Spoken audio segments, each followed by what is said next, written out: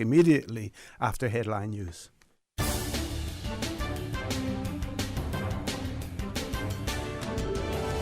Information to the people. From Radio Cayman's newsroom, this is Headlines. Local, regional, international news. Brought to you by Health Services Authority.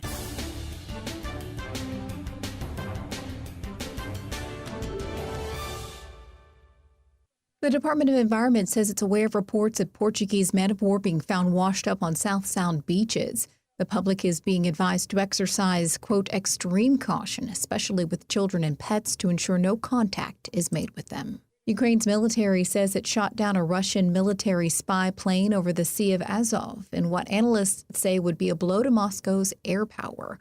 The Army Chief General said the Air Force had, quote, destroyed an A-50 long-range radar detection aircraft and an IL-22 air control center. The A-50 detects air defenses and coordinates targets for Russian jets. Ukraine has struggled to make significant recent advances against Russian forces in the southeast. And lava flows into an Icelandic town appear to be slowing, according to authorities, after several houses were destroyed by fires. A volcano on the peninsula erupted in the early hours of Sunday, spilling lava into the fishing town. The entire population had to be evacuated. No casualties have been reported. Defenses built after an eruption in December partially contained the lava, but some have been breached. Those are your headlines. I'm Carsley Fuller. More news available at www.radiocayman.gov.ky. Check out our social media pages: Facebook, YouTube, X, formerly Twitter, Radio Cayman Headline News. Brought to you by Health Services Authority.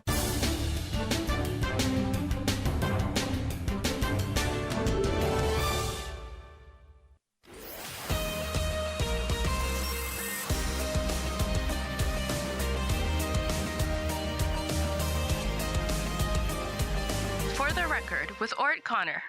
Good morning and welcome back to For the Record. We continue rotating people in and out. We're covering as many departments as we possibly can that fall under the Minister Sabrina Turner's portfolio of health and wellness and home affairs. She's in the studio with us, along with her chief officer, Mr. Michael Ebanks. We have two more departmental representatives in the studio, and I'm going to ask Mr. Michael Ebanks to introduce them to us as well. Yes, Mr. Connor, thank you very much, and again, thank you for hosting this revolving door session this morning for the Ministry of Home Affairs. We're quite an expansive ministry with 6 agencies under us, so we definitely appreciate the accommodation. We just heard from the Department of Public Safety Communications and the Fire Service, and I'd like to introduce 2 additional departments that fall under the Ministry of Home Affairs with their respective representatives here with us now. First is the Director for the Prison Service, Mr. Daniel Greaves, and next to him is the Acting Director for the Department of Community Rehabilitation, Melissa Rivas. It's important to note, Mr. Connor, that both of these departments, the Prison Service and DCR, work exceptionally close together on a daily basis, both on the strategic and the operational side of the business, when it comes to ensuring that we're providing a continuum of care for those persons who are subject to custody by way of court orders. And long gone are those days of a quote-unquote lock them up and throw away a key mentality. We know as a jurisdiction, we know under the Human Rights Convention and certainly under the Bill of Rights, and just from a principled position of decency, how we treat our prisoners and those who are in custody of the state says a whole lot about who we are as a people and as a jurisdiction. And it is it's quite interesting to see how we do what we do in terms of rehabilitation within the custodial setting and the prison service setting, and then the supervision setting within the community. At the end of the day, sir, the idea is for us to foster potential for rehabilitation to the greatest extent possible. And again, this doesn't happen by accident. This comes through a set of deliberate steps that are based in evidence-based practices. And that is, we're not guessing about the solutions that we're putting in place anymore. We are riding a wave of science. We're riding a wave of evidence, of peer-reviewed methodologies, and we're contextualizing them to the Cayman Islands. And that's a journey that we've been on for quite some time. But these two departments do that on a daily basis, trying to figure out what services they can leverage between one another to meet the specific needs of those prisoners who are incarcerated either at Northward or at Fairbanks. I cannot go any further without saying that there are some unique challenges that face us within that realm of public safety, not least of which includes substance abuse, mental health, domestic violence propensity, and then of course there's the overarching intergenerational cycle that we're continuously trying to break, and that takes an emotional toll on our officers. Let me say that first and foremost. A lot of what we delve into is trauma rich, and I can't say that enough. It really is trauma rich, and so for those officers in the prison service and DCR, that impact is compounded on them. But they are professionals in their own right, and like I said, they are applying a set of evidence-based practices that are really taking us into this forward trajectory of modernizing the services that we're providing for rehabilitation. So with that sort of opener and summary, let me turn it over to each of the directors to introduce themselves, speak a little bit about what their departments do, who they are, why they are, how they do what they do. Over to you, good people. Okay. Well, thank you, Mr. Graves. Good morning, everyone. Good morning. Welcome. And thank you for this opportunity to be here. A lot of persons don't actually know very much about DCR, and so this is certainly great to be here and do that. The DCR is we do provide a continuum of services. Our focus, as the chief officer has indicated, has been around rehabilitation. We are the rehabilitative function of the criminal justice system. So DCR is in a very unique position as it relates to public safety, as we provide services across the continuum. We work with the police, we can work with the courts, we provide the pre-sentencing services. That may include bail supervision, bail monitoring, risk assessment, being able to give the courts a good understanding of who that individual is that's before them so that they can make an informed decision. We, as a department, also then provide, as I indicated earlier, the rehabilitative services. So that may be both on the community level, but also on the institutional side.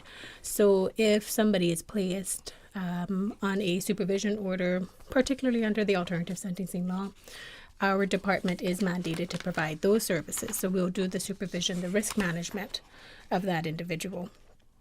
But similarly, if they are on remand, if they are sentenced to a period of incarceration, the probation officers do go in and work with those inmates. Every inmate is assigned to a probation officer, whether they're on remand or they've been sentenced.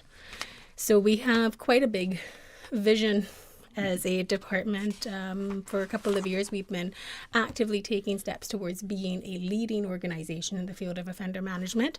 And I'm very proud to say that we are beginning to deliver in that in a variety of ways.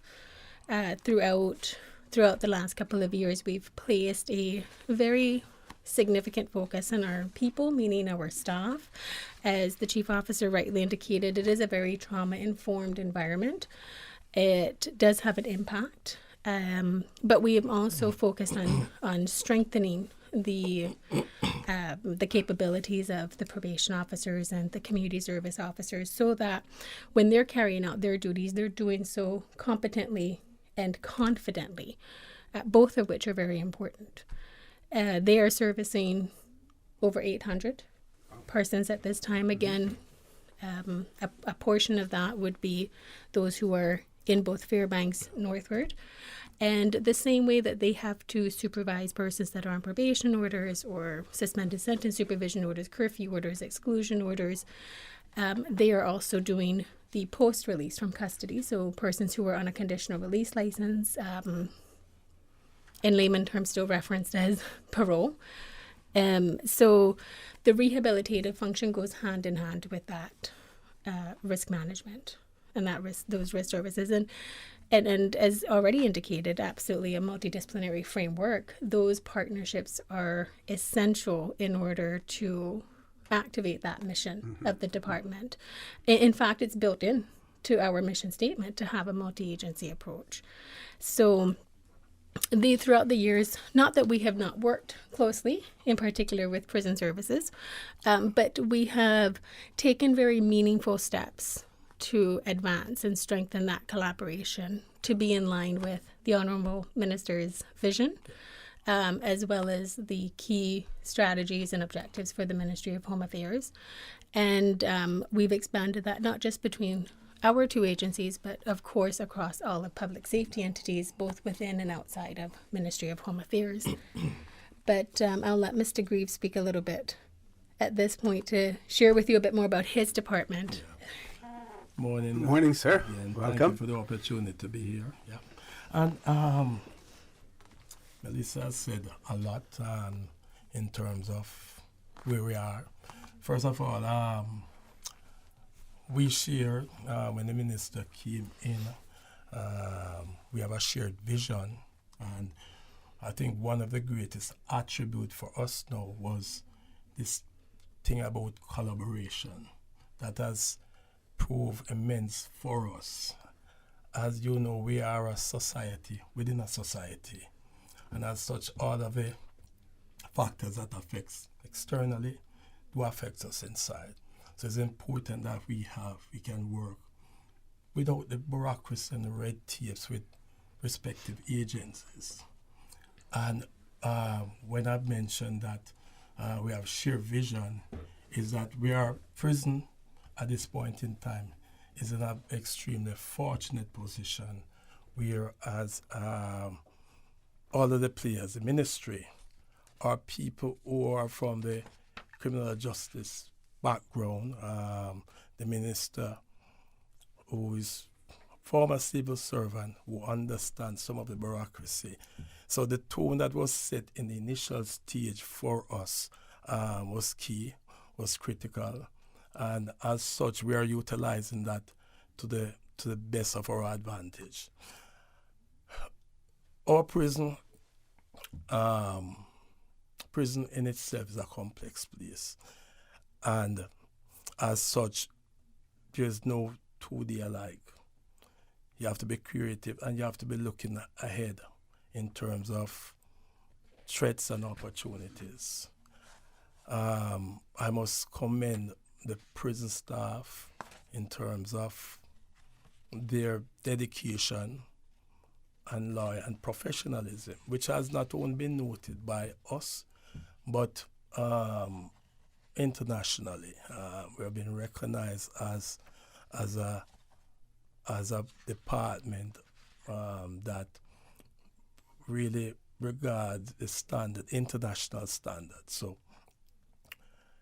we have our challenges, and through collaboration, we have been able to mitigate some of those challenges.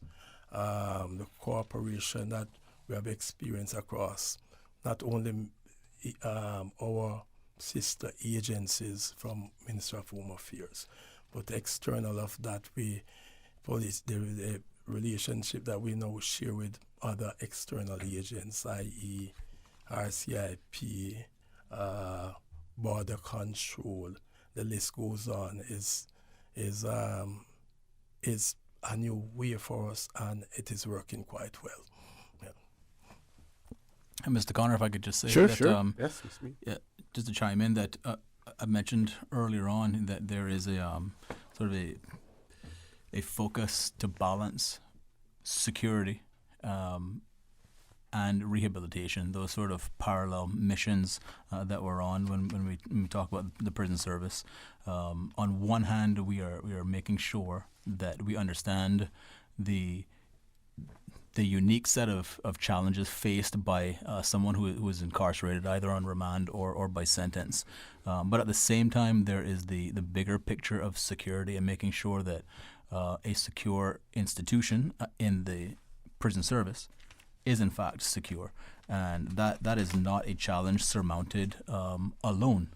In fact, it is a challenge that is currently being surmounted as a collaborative effort, and the director has indicated, both have indicated, in fact, that the success of their departments is, in fact, dependent on the collaboration with other partner agencies.